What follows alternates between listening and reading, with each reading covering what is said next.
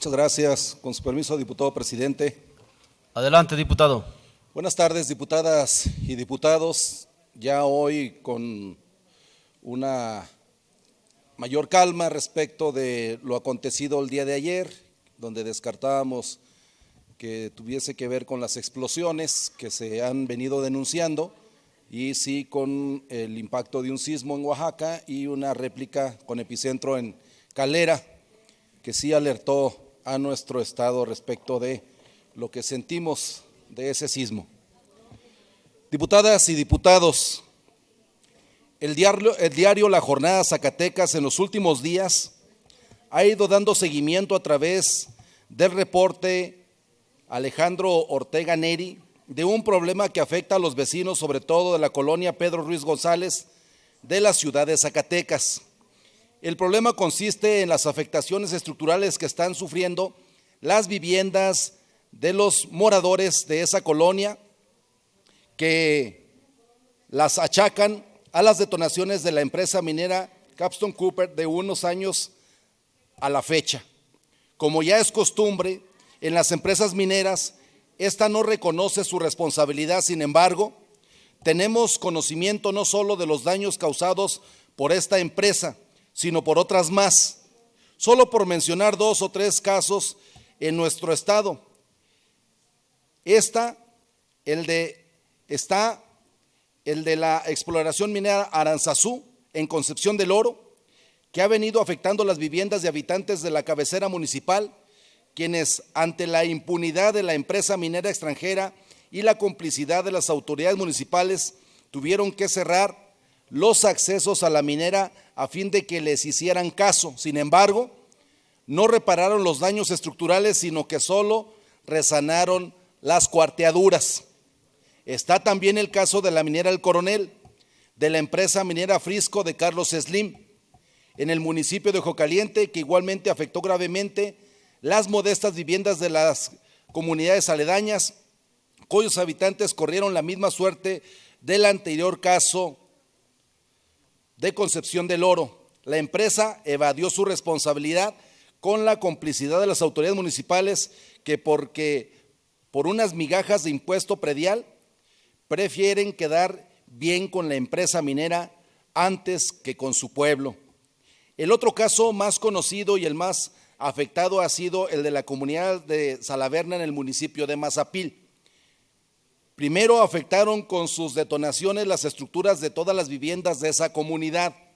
Después los habitantes fueron desalojados y reubicados, que en lugar de ser un complejo habitacional, más bien parece un complejo de concentración. Las casas fueron entregadas en comodato y sus habitantes carecen de libertades para hacer modificaciones, tener sus animales o para entrar y salir. El caserío de Salaverna terminó siendo borrado de la faz de la tierra con la complicidad del gobierno en sus 3 niveles. Cuando era presidente de la República, Felipe Calderón, y después Enrique Peña Nieto, a Carlos Slim no lo tocaron, a pesar de que se ha comprobado que las escrituras del polígono donde se asienta la minera Frisco Tayagua, de más de 3,500 hectáreas, del que dice ser dueño, son apócrifas. Ahora, en el caso de la colonia Pedro Ruiz González, de acuerdo con La Jornada Zacatecas, la noche del viernes 10 de noviembre de 2023 pudiera ser recordada entre los vecinos como la noche en que las camas se movieron. Las palabras de puerta en puerta son idénticas. Sentí que la cama se movió, dicen mientras recuerdan el fuerte estruendo que cimbró la colonia cerca de las 23 horas. Ya no preguntaron qué pasó, sino más bien apuntaron que un día de estos nos tumbarán la casa. Y aunque la empresa de origen canadiense se deslindó en un comunicado, los habitantes de las colonias aledañas ya no creen en nadie, pero viven con la angustia de que lo más grave pase. Otro testimonio de un vecino recuerda los dos últimos estruendos fuertes en los últimos días, uno sentido a las 3 de la tarde y el último a las 11 de la noche. Sus casas ahora lucen resanadas, pero las voladuras afectaron el tirol de su balcón y el azulejo del baño. Esto mientras uno de sus hijos se bañaba y un pedazo lo golpeó en el pie. Nadie se hizo responsable y ella misma lo reparó. ¿Qué ha hecho Protección Civil? De acuerdo con el diario, esta dependencia les argumentó que son casas viejas, hipótesis que se cae cuando hay construcciones con tan solo 8 años de antigüedad y se encuentran ya afectadas. Se aplican mientras hacen dictámenes, pero cuando estos salen negativos, vuelven las voladuras a los mismos horarios. Los elementos de Protección Civil les argumentan que son temblores, pero pregunta, ¿entonces tiembla al mismo horario a las 6 de la mañana y a las 6 de la tarde? Nos hundiremos en la noche y ni quien dé razón, aseveran. Otros testimonios: en el Andador Villanueva, los daños a las casas también son evidentes. En la casa de la familia Aranda Aguilar se ha desprendido también una parte de enjarre exterior y aseguran que en el patio ha pasado lo mismo debido a las barrenaciones. En esa misma calle se observan vidrios de las ventanas con fisuras, cicatrices que buscan mantenerse firmes, unidas con silicón. También doña Paula González, del mismo Andador Villanueva, busca esconder, tapar con un mueble la cuarteadura de un muro de una de sus habitaciones. Se ve feo, dice, y el remedio es poner frente un pesado mueble para que el daño a la estructura no se observe. Lo mismo pasa en otras habitaciones a las que incluso ella ha intentado resanar con resultados poco eficientes. Con el último movimiento, dice la señora González, el piso se me levantó y salí corriendo hasta afuera. No es justo, cada día está peor. ¿Qué piensan? ¿Tumbarnos las casas? Concluye. En el Andador Loreto, la situación no es distinta. Don Rafael Méndez abre la puerta de una habitación en la que las grietas que unen los muros se están despegando. No es lo único, también en el techo de su entrada se observan los daños que causan las voladuras en la pared donde residen pequeñas aves en sus jaulas. Los daños son igualmente visibles, si bien los temblores por la actividad minera llevan muchos años, dicen en los últimos 3 batallando mucho con eso. De acuerdo con la Jornada Zacatecas, los vecinos viven con la angustia de que la mina les destruya sus patrimonios. Sin embargo, no han recibido atención de las autoridades, por lo que ahora encarecidamente el llamado lo están haciendo al presidente de México, Andrés Manuel López Obrador, para que voltee a ver esta situación. No dormimos, vivimos con angustia. Despertamos antes de las 6 de la mañana. Señor gobernador, vea por su ciudad. La gente lo sentó donde está, dijeron.